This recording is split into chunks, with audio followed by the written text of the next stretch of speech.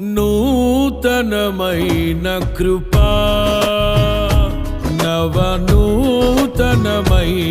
కృపా, శాశ్వతమైన కృపా, బహు ఉన్నతమైన కృపా, నిరంతరం నాపై చూపినా నిత్య తేజుడా యేసయ్యా.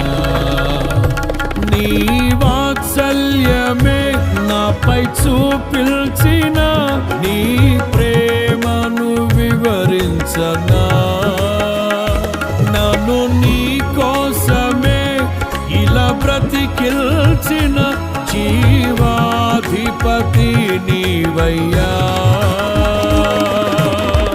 ఇదే కదా నీలో పరవశం.